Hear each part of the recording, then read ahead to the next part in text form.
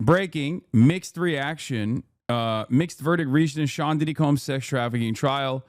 The feds took a big L on the RICO stuff.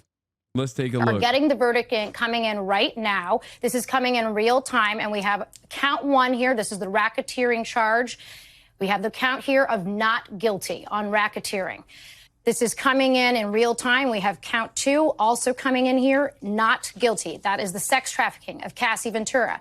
Count three, we have guilty. Count three is guilty for the transportation of Cassie Ventura. That is guilty. Count four, this is the sex trafficking of Jane. That's a pseudonym. Not guilty.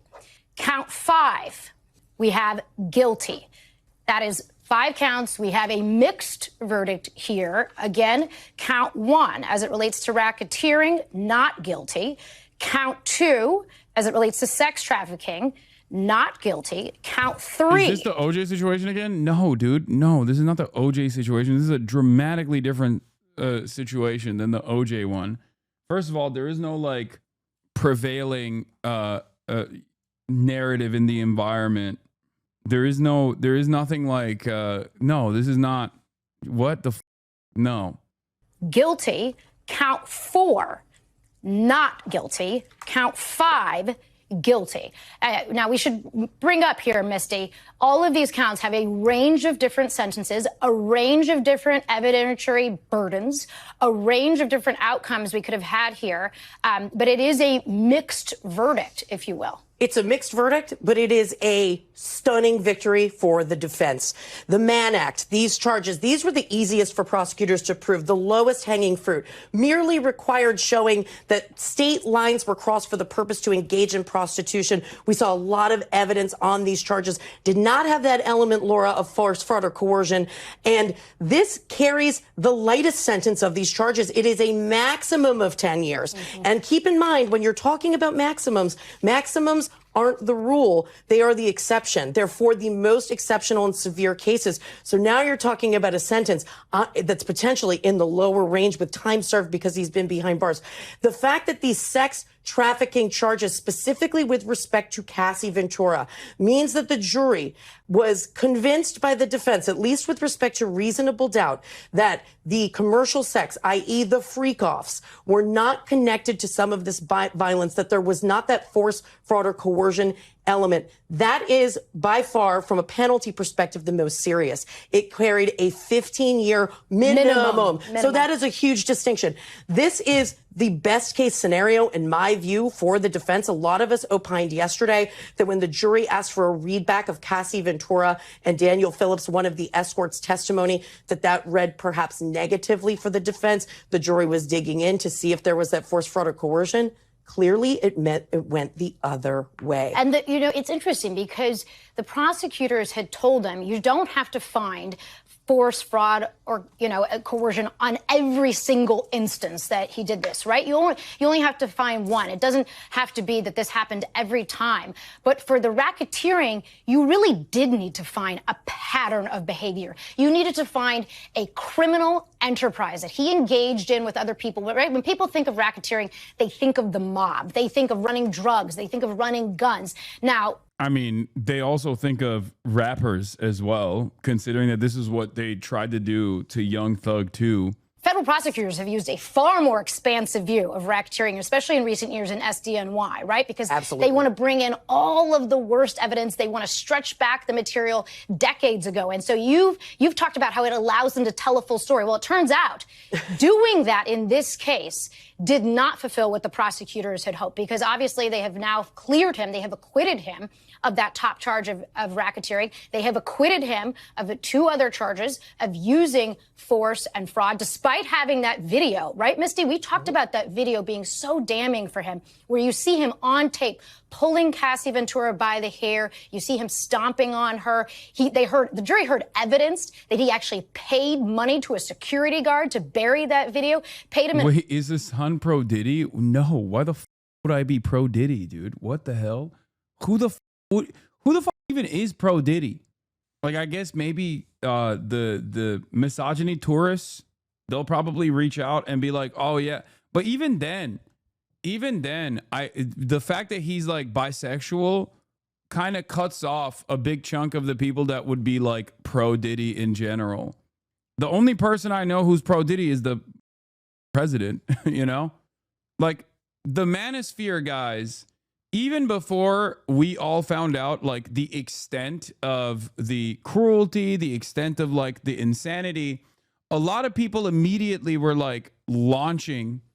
A lot of people were immediately attacking Diddy because like before we found out more of the very clear disregard for human safety, they were already like, oh, he's gay. Like that was it felt like that was almost seen as like a bigger crime than the actual harm that he was doing to like women and men, right? And it's just like DJ Academics maybe DJ Academics is pro Diddy. I can see that. How do you explain he got almost scot-free? I think the prosecutors up. I guess I don't know. Maybe they overextended with the RICO stuff. I mean, he clearly has a lot of money and had a fantastic defense team. You know, I'm surprised. I'm just as surprised as you are. But then again, I wasn't paying super close attention, so maybe I might have missed something. You know what I mean? And yet it wasn't enough. It was not enough. So when it comes to the sex trafficking, yesterday, those questions that the jury asked for the readback with respect to the testimony aligned perfectly to what prosecutors in their closing argument said were three very obvious instances of sex trafficking, because they did not have to find that it was the hundreds of times that Cassie Ventura had testified that she engaged in these freak-offs. So prosecutors pointed to these three. That testimony. He's on video dragging a woman back to the hotel room. Yeah, except the problem with stuff like that is number one, the criminal justice system very clearly doesn't successfully prosecute people often, people that harm women often, even if it's on camera. Number two, okay, I think that there is a difference in the charges potentially. As opposed to like simple domestic abuse or domestic violence. Like that's a much easier thing. That's a much easier thing to get across, especially because it happened on camera. But this is not about that. This is a larger. This is a case that is much broader than simply what he was caught doing on camera. Yeah, they couldn't prove a connection between the on-tape violence and the sex trafficking. Aligned exactly to that, what the jury wanted to hear. So here's where the defense clearly broke that chain, because what needed to happen was that the jury believes that the commercial sex act, so those freak-offs, that Cassie Ventura engaged in them because of that violence, because of the force that Combs was exerting, because of extortion about releasing these. Yeah, the prosecution was not, I guess, able to convincingly explain that the extortion and the violence played a formative role, and they literally hit again, this is why I said misogyny plays a role in this. They hit no, she was actually enjoying it, and she was actually asking for it defense. It's I guess a very hard argument to make to begin with. In the simplest terms, that's what it is. They were able to at least convince enough members of the jury that there was reasonable doubt that the victims were involved in this in a way that they were in a way where they were consenting to it rather than being extorted. Videos. But what the defense argued was there were lots of other reasons. There was jealousy in the relationship. Yes, there was violence, but it related to these personal romantic relationships that he had with both Cassie and James. As opposed to being part of this masterminding of an enterprise. And you know what's interesting, Laura? So now we know, we opined about why the jury was not on the same page when it came to RICO. We said, was it because they couldn't agree on a predicate crime, or was it because they just couldn't get there with respect to the idea of this criminal enterprise, which has been very amorphous? Are we going to see Tory Lanez as defenders? Yes, but the manosphere, I think, is like of two different minds here, because on the one hand, the manosphere loves when like men who get accused of sexual deviancy, sexual assault, sexual harassment get off. They love that and they will join in on the pylon regardless. But also a lot of those dudes are homophobic. So Diddy being bisexual puts a little bit of a stopgap on it. Like because they've been using, that's the reason why people have been using like, oh, no Diddy or Diddy freak offs as like as a way to say like no homo, as a way to point to like queer behavior in general. So while they hate women enough to like kind of use this as a celebration, I think it would give a lot of people pause to fully come on board, especially because like Diddy's reputation has been permanently tarnished as a direct consequence of you know, being out and about openly bisexual. During the course of this case from So who prosecutors knows, hasn't really defined what it is or its purpose. And the answer is it's that. It's either they didn't believe there was a conspiracy or the enterprise existed. And I say that because the Mann Act, these two charges. Like if he was just straight and also a you know, mass rapist or whatever, they would totally defend him, I think. That's it. Are predicates for RICO. Yeah. So if they believed that there had been a criminal enterprise, that would have been enough. This would have satisfied the predicate crimes. So that means they didn't satisfy. The text did a lot of heavy lifting. The defense used them to make it seem like she was into it because you can't necessarily read emotions through text. New York Times did an article on them and shows the text here. A jury began deliberation on Monday over the fate of Sean Diddy Combs, who was facing charges of sex trafficking and racketeering conspiracy. The jury will have access to hundreds, if not thousands of pages of evidence presented during the trial, including a year's worth of text messages that chronicle Combs' relationship with the two women at the center of the case. The trove of texts the jurors have seen provided intimate glimpses into the dynamics of the two tumultuous relationships. The first with Cassandra Ventura, the singer known as Cassie. The second with a woman who testified under the pseudonym Jane. Swipe to read the selection of messages the prosecution and defense have used in court to make their case. The words sent between Sean Diddy Combs and his girlfriends have been cited as crucial evidence by both sides of the case that hinges on whether sex marathons he directed were coercive. When do you want to freak off? Lol. Lol, I'm just going up to change and put my ring in. I just picked it up. I'm always ready to freak off. Lol, lol. You tell me the day you choose. It can be whenever, ? Says Cassie. Diddy says, name the night. The defense referred to this August 5th, 2009 exchange to try and convince jurors that Cassandra Ventura, the singer known as Cassie, was a willing participant in the freak-offs. In 2016, Sean Combs says, call me, the cops are here. You gonna abandon me all alone? Call me, please.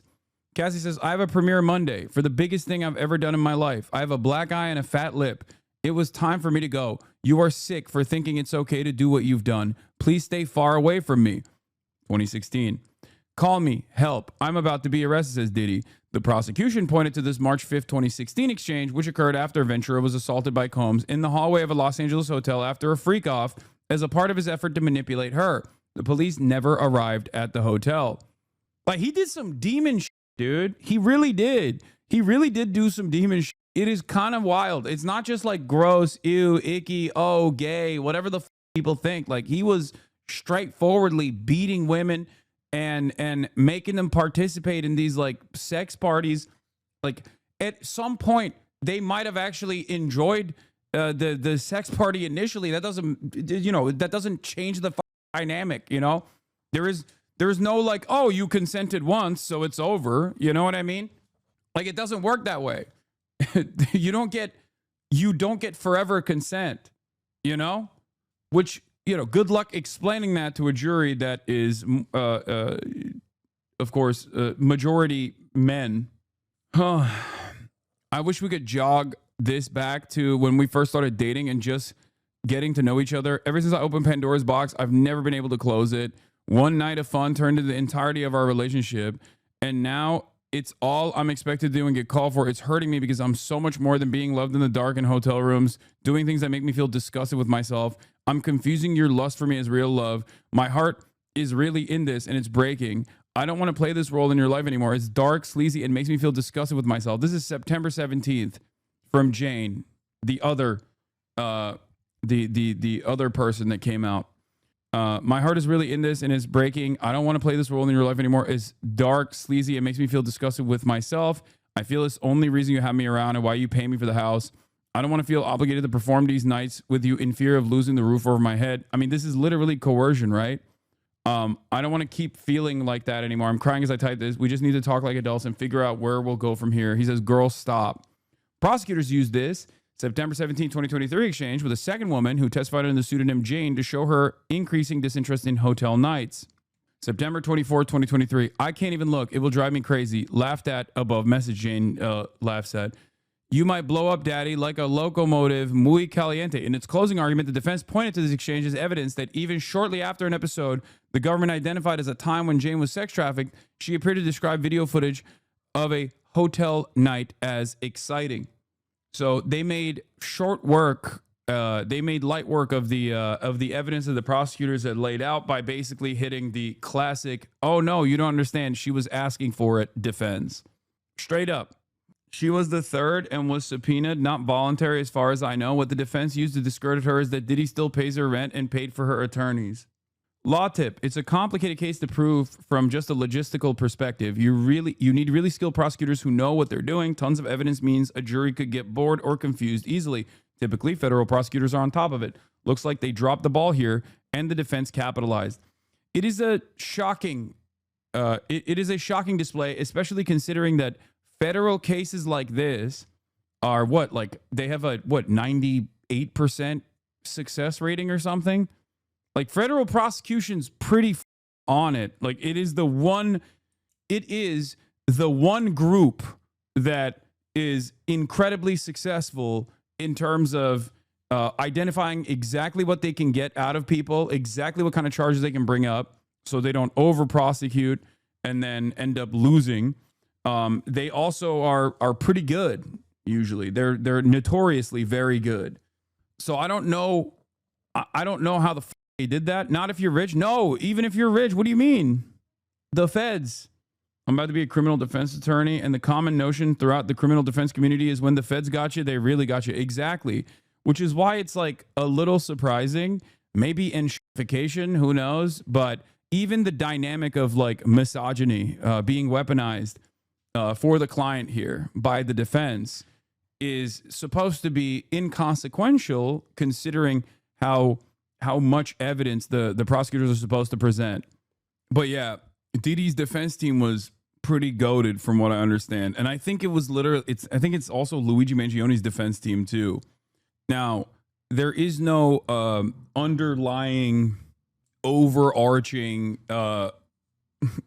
societal expectation between men and women in the Luigi Mangione one, so that's not going to work in his favor. But yeah, he was Young Thug's lawyer. The Young Thug case is even harder, in my opinion, to beat than this one. Like, given the evidence that we looked at with the Young Thug one, and also on top of that, the dynamic of a black person engaging in a criminal enterprise as a rapper, that is one where the societal attitude does not favor Young Thug. It actually works against him, as opposed to Diddy, the dynamic between female victims of sexual coercion and sexual assault, that dynamic does work in favor of Diddy, as we saw. But who knows what happens with a Lil Durk too in the future. I mean, the feds clearly are no longer as the feds clearly don't have the same motion that they once did. That's what I'm seeing. That. Okay, I want to go to Chloe Malas, who's standing by outside of court right now. Chloe, obviously a very emotional scene playing out in court. We don't have cameras in the courtroom. Yeah, that's also true. The Young Thug case was a state case, worst prosecutors. There was a fuck ton of corruption surrounding the case that got the eventual reason for the state offering Young Thug the insane plea deal that he got. Fair. That's also true. It was super high profile in the worst possible ways. The ambitious DA also was like going after Trump, and then there was a little bit of kismet going on there as well, because like the DA was already under a tremendous amount of pressure from trying to do a racketeering charge against Trump, which I was very excited for. She should have just focused on that, instead of getting her boyfriend involved in some of these cases. But it is what it is. All right, that wasn't even that But that did work in that did certainly work in Young Thug's favor for definitely. You are in a video about mason jars. Wait, what? All right, let's but we continue. do have a team fanned out all over that building that you're looking at right now. Bring us inside the courtroom, if you will, Chloe, about what is happening in there. What is the reaction as this is still playing out and the judge thanking the jury now? Even though there are 2 guilty counts for the Mann Act, Laura, the transportation to engage in prostitution, this is a massive victory for Combs's 8-person defense team. Tenny Garagos, the daughter of celebrity attorney Mark Garagos, who is one of the lead attorneys for this criminal case of Combs, she's wiping tears. This is a massive moment because, like you said, sex trafficking had a mandatory 15-year minimum. I mean, the prosecutors, they painted Combs as somebody that was beating women, which they owned up to, but running a criminal enterprise, and that he sex trafficked 2 of his former girlfriends, Cassie Ventura and also Jane, who testified under a pseudonym. This is undoubtedly a massive blow to the prosecution, who brought 34 witnesses. They talked a lot about these co-conspirators that they say carried out this illegal activity on Combs's behalf. I mean, you have 6 of his children in there. His mother, Janice, who has been inside the courtroom every single day. Diddy is praying. He is doing a prayer show of his prayer hands to the jury right now. I mean, I sat there in that courtroom almost every single day, and I watched the faces of those jurors, and you could tell that there were several of them that were not buying what the prosecution was putting forth in their arguments. I saw some roll their eyes. I saw some even fall asleep, some clearly not buying what the prosecution was saying in their closing arguments. On the other hand, during Mark Agnifalo's theatrical closing arguments, there was even laughter from some of the jurors. It was a very clear, Missy Maris and I have talked about this at length, that there was dissent when it came to the racketeering. And I think that it is incredibly powerful that this jury, some were unpersuadable, that overnight they were able, within just an hour, to come to a unanimous verdict on the racketeering conspiracy. I mean, again, Combs, who does not have a lengthy criminal record, this is somebody that Mann Act, it's a 10-year mandatory maximum. It's unlikely that he would get that full 10 years. So this is a man that could see a few years behind bars. Again, this is a very emotional day. We are expecting the attorneys to give. Yeah, I saw CNN reporting people outside the courthouse pouring baby oil on each other. We are a deeply unserious society, man. It's like, brother, even if like there wasn't enough evidence, let's say, to convict someone beyond reasonable doubt that like they did racketeering or they were basically the head honcho of a criminal enterprise that was like sex trafficking women and setting up these like sex parties and extorting women to participate in them. Okay, he's still on video fucking like beating the shit out of his girlfriend. Like, he's still like a sex predator. You know what I mean? Like, what are you doing? Like, oh, baby oil. Like, oh, sick. I don't understand that. Like, I don't understand. Like, even in the lightest version of events, like, there's still a tremendous amount of awfulness. And then there was a judge coercing a witness to testify in his chambers without the defense being present. Insane constitutional violation of a crime. You forgot the most insane part of the YSL case. Oh, yeah, that's right. I think people just have a fundamentally poor understanding of consent. Once the jurors saw the text of the women agreeing it's over, they don't understand coercion and manipulation. The victims are predominantly black women. This is a major factor. I think that definitely also plays a role in it as well. You got 8 men involved in it. But yeah, I've talked about this since the Me Too era, that like we just don't have well-defined boundaries in terms of like interpersonal relationships between men and women, and as a consequence of that, and as also a direct consequence of like really bad education surrounding consent and surrounding how to deal, how men should treat women in general, because of patriarchal constructs, there is still a ton of dudes that don't maybe even look back at their previous interactions and look at this kind of backlash that has taken place, and instead of recognizing that like they should change the way they carry themselves, they have basically created a backlash against this wave of women demanding justice. So that's why you see so much like celebration of this kind of thing. That's why you see all the misogyny tourists as well, where people are just like, well, I could be in that situation. I have been in a situation similar, maybe not like directly similar to Diddy, right? Obviously not. That's a unique case. But I think a lot of dudes just basically see this situation and go like, well, they're going to come after me too. They're going to come after me as well. What the I don't know. That's what it feels like. Can you define misogyny tourist for us? Yeah.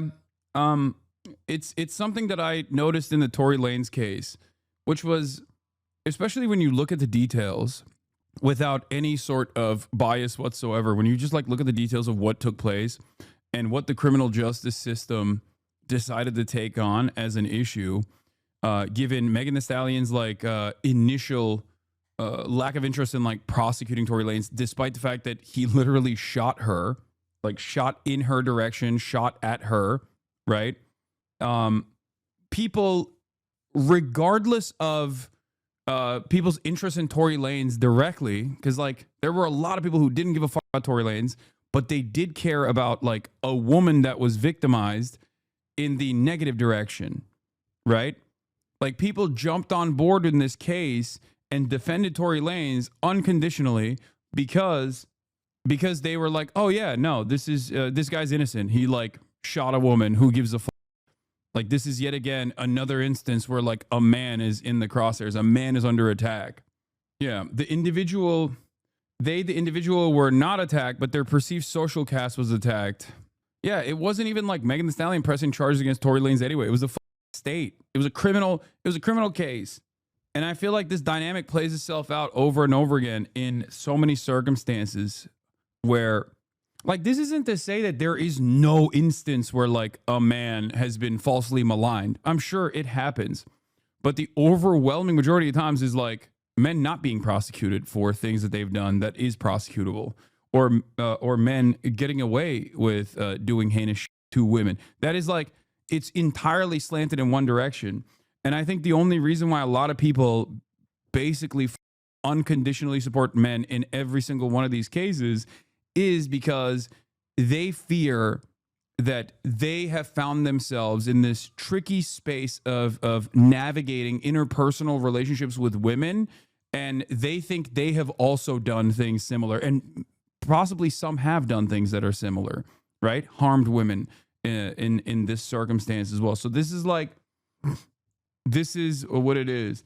Chances are, if you're worried that they'll go after you, then that's probably pretty likely you did some sleazy shit. Like there is a, I think, an exaggeration on their end as well. Like there isn't, because they're not random dudes that are defending Diddy are not defending Diddy because they also have done racketeering and potentially extorted women to do sex trafficking over state boundaries. Okay, that is a hyper specific 1%er style crime. Okay, it is the energy involved and the battle lines that have been drawn that people see themselves on one side of this versus the other. No, it's not even aspirational. These people are not thinking about it like that. They're thinking about it as this, okay? I've been in a situation where I wanted to have sex with a girl and she said no to me, but maybe I was a little pushy and maybe I was a little rude, maybe I was a little creepy. What if I would go to jail for that similar thing? That's what they're thinking, okay? They're not clipped. Guys, stop. You know what I'm explaining here, okay? That is just like the mentality that drives so many of these people. It's nasty as to say clip it off of this. Do you understand? I think that is where a lot of people's that is where a lot of people come from. That like that's their starting point, especially considering that like I said, there is a lot of like people will say, oh dude, consent is consent. Like, yes, this is true, but there is also still like interpersonal relationships are difficult to navigate, especially for heterosexual people, especially between men and women. Okay, when you're young, even when you're older, there's a lot of there is a lot of social conditioning that factors into the way that people react to one another as well. It makes things much worse, right?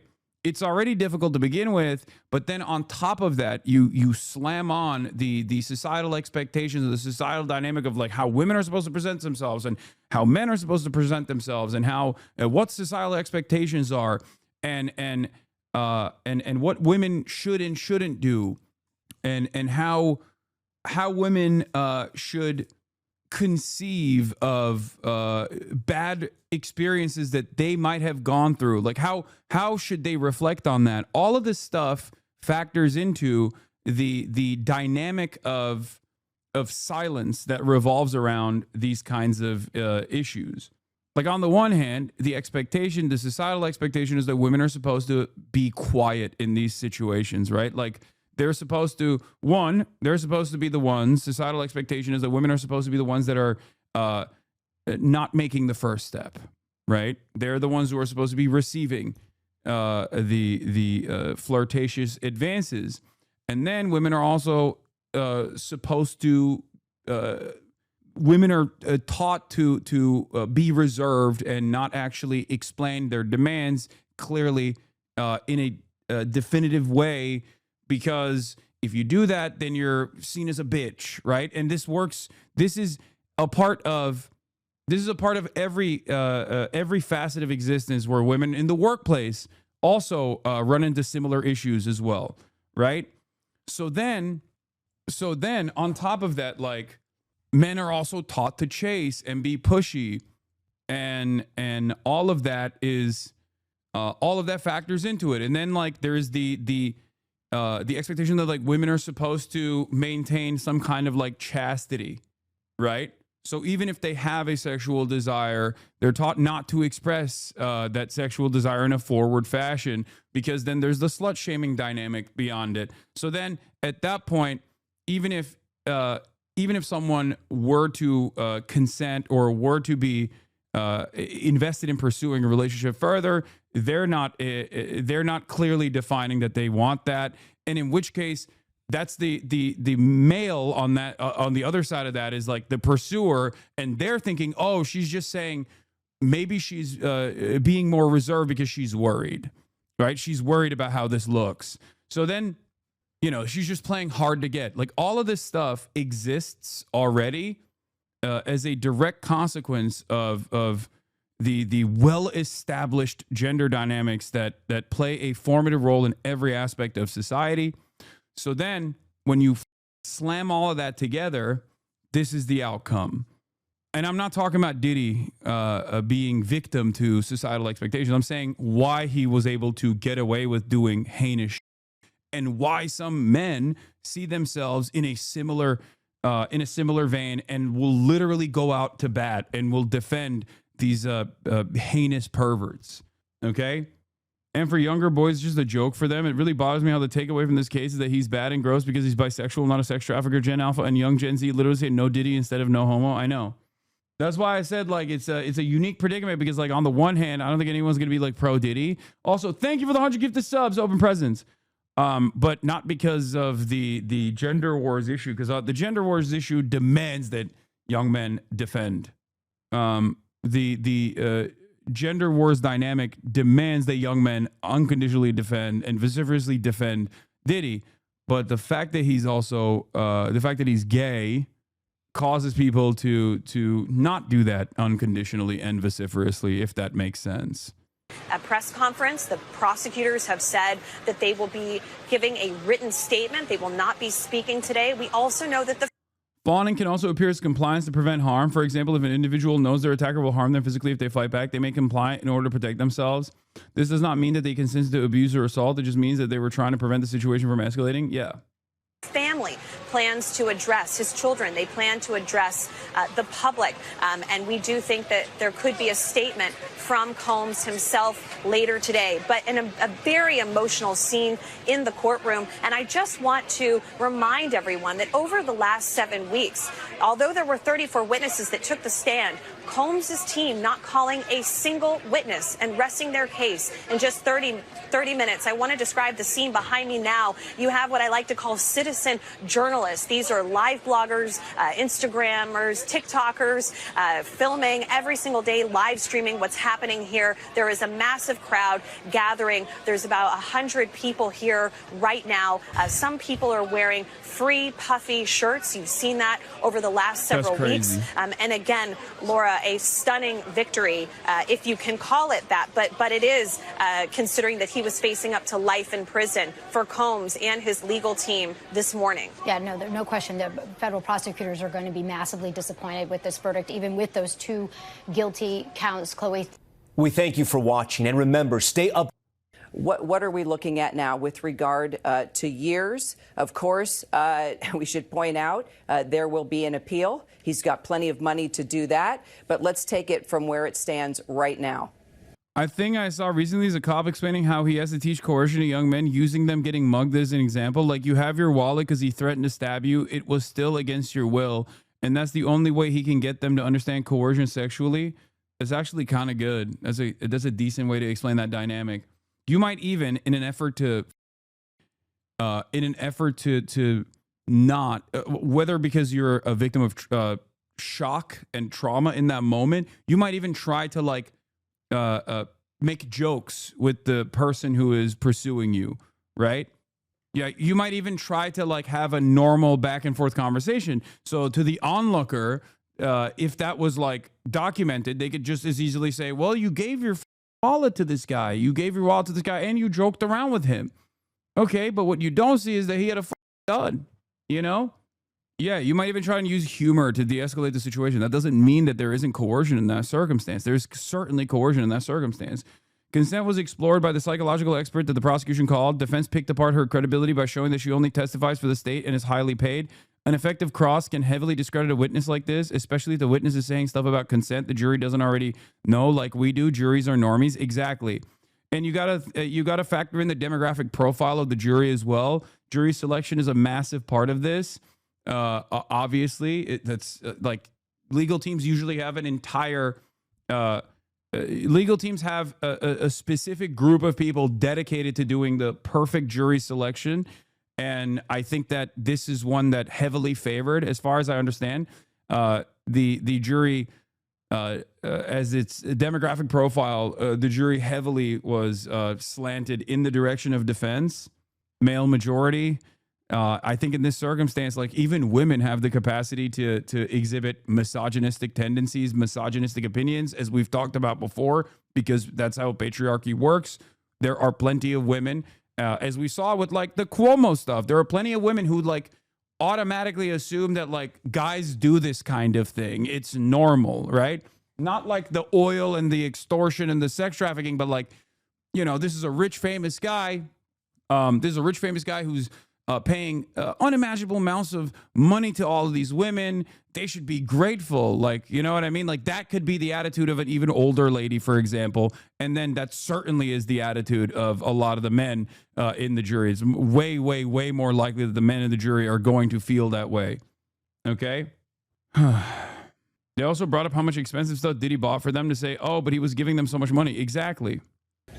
Kira, I'm still trying to wrap my mind around this. I'm not even sure if I would say there would be an appeal, because for Sean Combs and his defense team, this is a massive win. 3 of the counts that had a life sentence possibility are gone. When it comes to transportation to engage in prostitution, from what I heard, and it's likely his defense team employed a rarely used tactic called "This Is Real," the Chewbacca defense, which is literally named after a South Park joke. This tactic is basically used to repeatedly ask questions that would be permissible under the rules of evidence, but are only being asked to confuse the jury and make them overthink things. That all being said, there are ways to get through the hostile jurors. It just takes skill and preparation, and the prosecutors fuck up. I'm just shocked because it's like the feds. That's it. Nah, for real, too many people have a what did you think would happen going to that party mentality. It's bogus and the collective society is fried for so many countries. Yeah, this is one of the most prescient, long-standing parts of every country, like most countries' culture war issues is like the gender war dynamic. It kind of goes away every couple of years.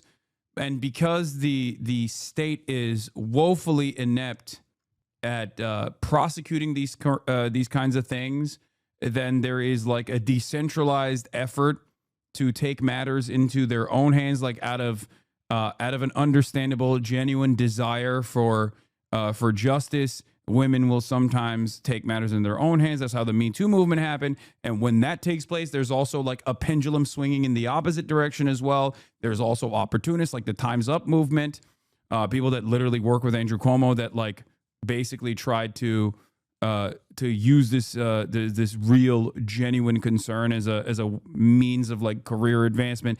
But then the pendulum swings in the opposite direction. There's also people who are getting articles written about them that is seen as like a career death sentence, I guess, quote unquote.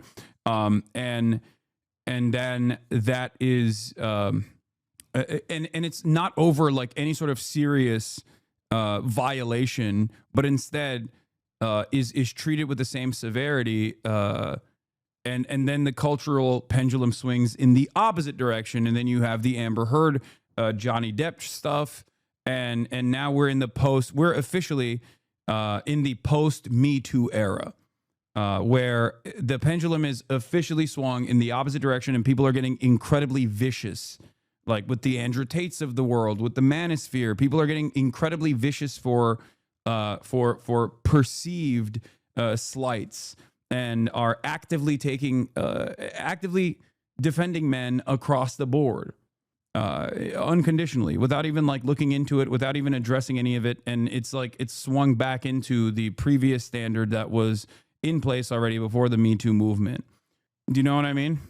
Do you think they intentionally flubbed this so that any potential blackmail will stay hidden? No, I don't think P. Diddy's level of like sex party was actually being done in a similar fashion to Jeffrey Epstein.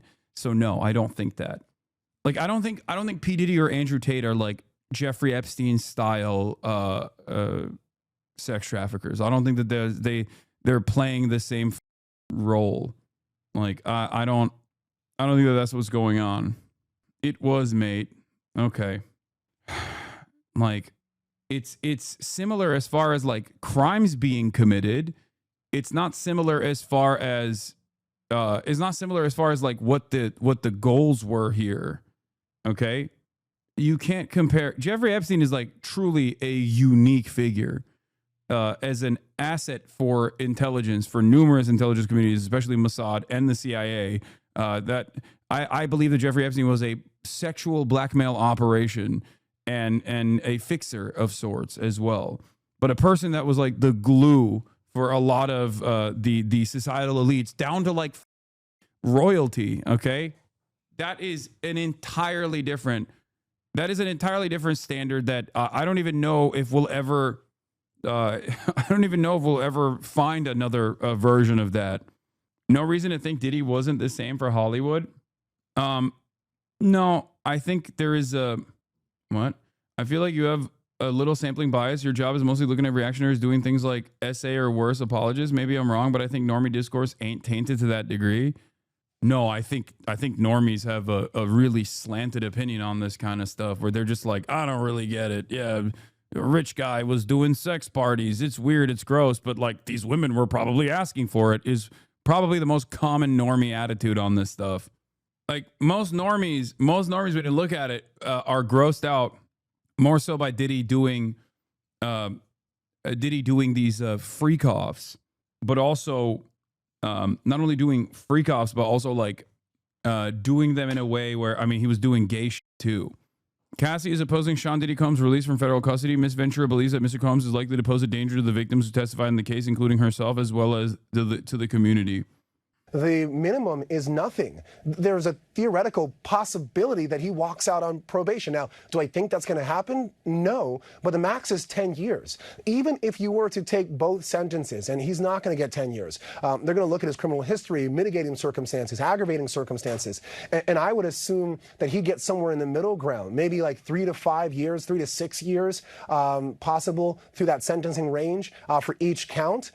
Sean Combs going to trial where he was facing life and being able to walk out with something under 10 years, well under 10 years possibly, that is a victory. Will he appeal? Sure, that's his right to do so, but I don't see an appeal here. I think you take this as a win, you serve the few years that you may get, and you be happy that you didn't get life. I'm somewhat shocked as to the trafficking for Cassie. I thought that might have been a stronger case for the government. I didn't think that they had the RICO, and I definitely didn't think they had the Jane trafficking. But this is, I think in only so many words, and I keep saying it, I think this is a positive result for Sean Combs and his team. Knowing what we know about what happened and how he treated these women, and now looking at this outcome, they're how saying he's been it's a victory for the defense, which is true, Chatter. He's not saying it's a victory for women. It's clearly not. What? Extortion doesn't need to be geopolitical to yield power. Mock it all you want, but think it through. Dude, I'm not saying he wasn't doing extortion and no, you're misunderstanding me. I'm simply stating that the Jeffrey Epstein sexual blackmail operation was infinitely more sophisticated than a rapist, perverted Hollywood sex trafficker. Okay, that's like the scope of what Jeffrey Epstein was doing is like far different than what Diddy was doing. They are on an entirely different plane of existence, and I was only saying this as a direct response to a chatter speculating that maybe they did a piss poor job of prosecuting him because he's an asset or something. And I'm saying I don't think that's the case. Like Harvey Weinstein would be more of an equivalent or closer equivalent in terms of power and magnitude, but that even then it's not. Even then I don't think it's like a blackmail operation. You're so bad at explaining your points. Wait, what? What? I don't know. I feel like chat gets it. Maybe you didn't, but I can try and explain it again. Acquitted on the most serious charges. Your overall thoughts moving forward about what this says about the Me Too movement, the power of a music mogul when he has money, when he has fame. Your thoughts? So my thoughts, I think, I try to go beyond just being an attorney, and I'll try to sidestep that and just talk as a man, as an adult. I think there can be no mixing of words as to what Sean Combs is when it comes to the treatment of women. Full stop, period. There's no question as to what we saw in terms of the strength of the women who took the stand and testified about the abuse that happened to them. There's no question about the photos we saw of Cassie in terms of the bruising of her body, the bruising of her face, and the violence in that Intercontinental Hotel. Full stop. There's no justification of that. There's no explanation of that. And I think in terms of the Me Too movement, there should be strength in the fact that those women were believed in terms of what they said.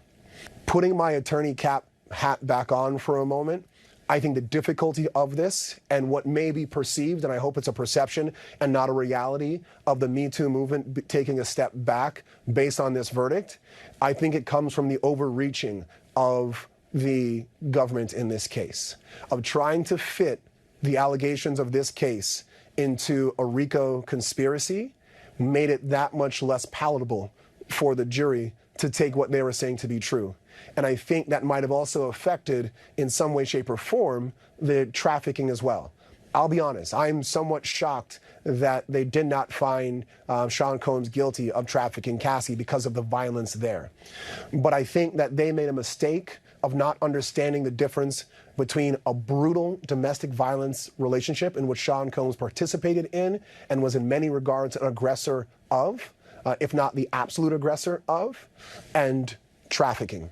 And I think the overreach and misapplication of what 12 people in the Southern District of New York, or what society would believe to be trafficking in RICO, that misstep and misperception is what led the SDNY here.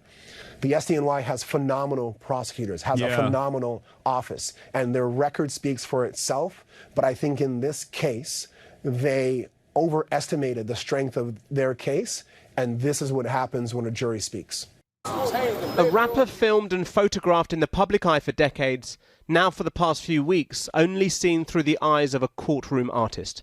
It took 28 days of testimony and 3 days of deliberation for a jury to decide the fate of Sean Diddy Combs, a man who 2 years ago... Yeah, Southern District in New York is one of the fucking best prosecutorial teams in the country, if not the best. Like, they take out financial criminals. Like, they have an incredible track record. So this is also a major stain on that reputation as well. Was given a golden key to the city, where he's now been locked up for prostitution-related offences.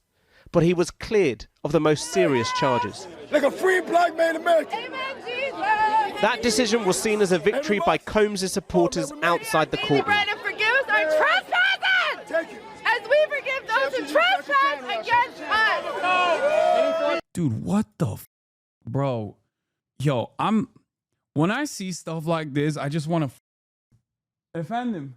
Come on, ballot him. Okay. I just like when I see stuff like this, I truly, I'm like, I want to just like reset. I want to just like tap the out.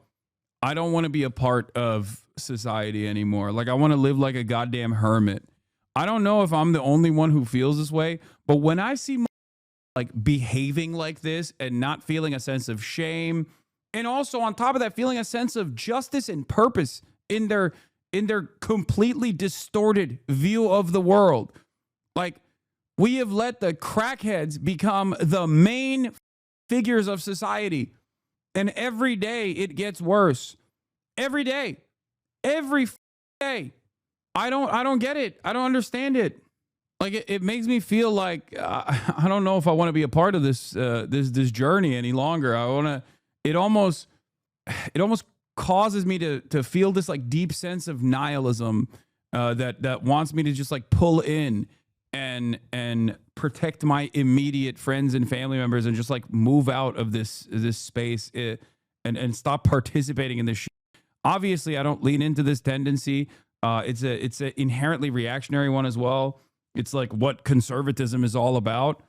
But like, goddamn, dude, what the is this? How is this any different than the Supreme Court order on an injunction? Hammer of justice is sometimes stupid, my man. No, I know, but it's not simply the stupidity or the lack of justice in this circumstance for the victims, but it's also like the shameless ways in which people go out and defend it for totally separate, self-involved reasons. Do you not understand? Like, when you see this kind of thing, like, you should be embarrassed to want to cheer it on, dude. Like, what the hell? Like, putting on a Sean John t-shirt to be like, dude, I love P. Diddy, dude. Yo, let me go to your sex parties, king, please. Like, what is that? I mean, what actually is that? Who does that?